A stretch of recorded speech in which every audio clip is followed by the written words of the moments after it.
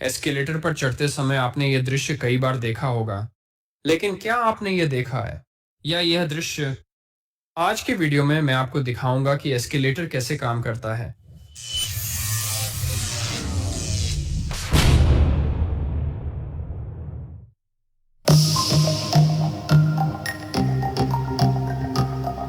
आधुनिक दुनिया को एस्केलेटर के बिना सोचना मुश्किल है।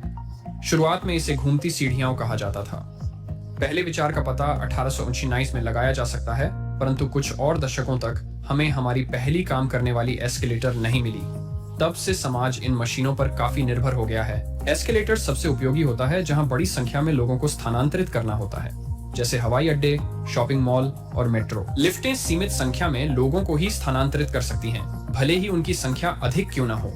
अगर उसी जगह पर एस्केलेटर का उपयोग किया जाए तो हम अधिक लोगों को स्थानांतरित कर सकते हैं। जो लोग एस्केलेटर का इस्तेमाल नहीं कर सकते, उनके लिए आमतौर पर पास में लिफ्ट होती है। आपको आमतौर पर कम से कम 2 एस्केलेटर मिलेंगे, एक ऊपर जाने के लिए और दूसरा नीचे आने के लिए। वे कई मंजिलों तक पहुंच सकते हैं। कभी कभी जगह बचाने के लिए वे क्रिस क्रॉस पैटर्न में व्यवस्थित किए जाते हैं, पर उनकी व्यवस्था जगह की जरूरतों के अनुसार बदलती रहती है। कुछ एस्केलेटर्स अगली मंजिल की ऊंचाई के हिसाब से लंबा या छोटा हो सकता है।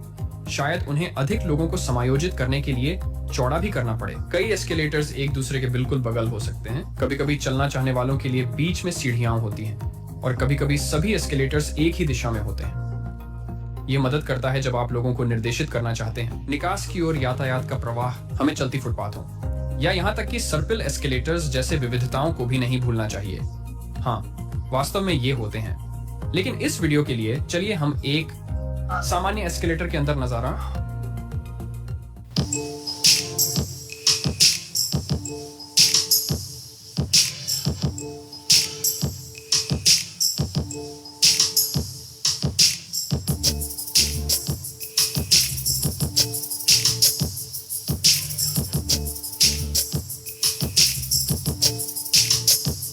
चलती सीढ़ियों को बनाने के लिए एक के बाद एक कई कदम होते हैं।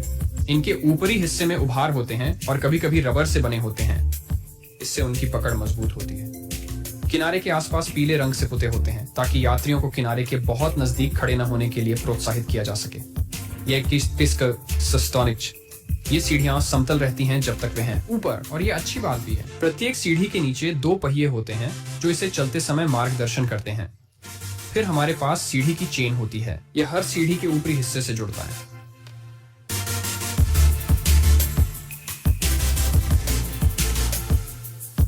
अब बस एक पटरी प्रणाली चाहिए जो पहियों को मार्गदर्शन करे। यहाँ कदम श्रृंखला ऊपर से लुढ़कती है और नीचे के पहिए इस पटरी पर चलते हैं। इन पटरियों की स्थिति अद्वितीय है, सीढ़ियों को समतल रखती है। हम एक सीढ़ी पर ध्यान दें जैसे वह नीचे आती है।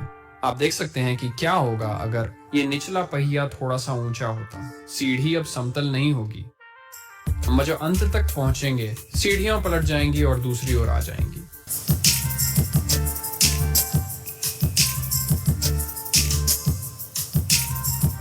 हमारे साथ वही होता है जब हम पहुंचते हैं वापस शीर्ष पर। एस्केलेटर का मोटर आमतौर पर ऊपर की तरफ होता है। इस धुरी को और 2 बड़े गियर्स को हिलाना पड़ता है जो स्टेप चेन को खींचते हैं।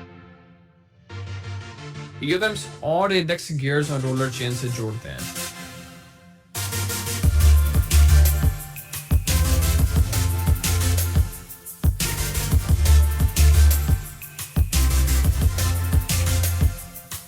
अब कुछ और गियर आते हैं। ये नीचे एक छोटी सी जंजीर से जुड़े होते हैं। यही हाथ रेल को हिलाता है।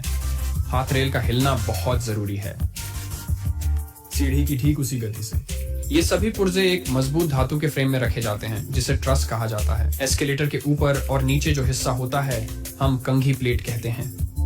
सीढ़ियां उसके नीचे फिसलती हैं क्योंकि उसकी दांतें कसकर फिट बैठती हैं। अगर वो उभार नहीं होते तो कुछ फंसना ज्यादा आसान होता।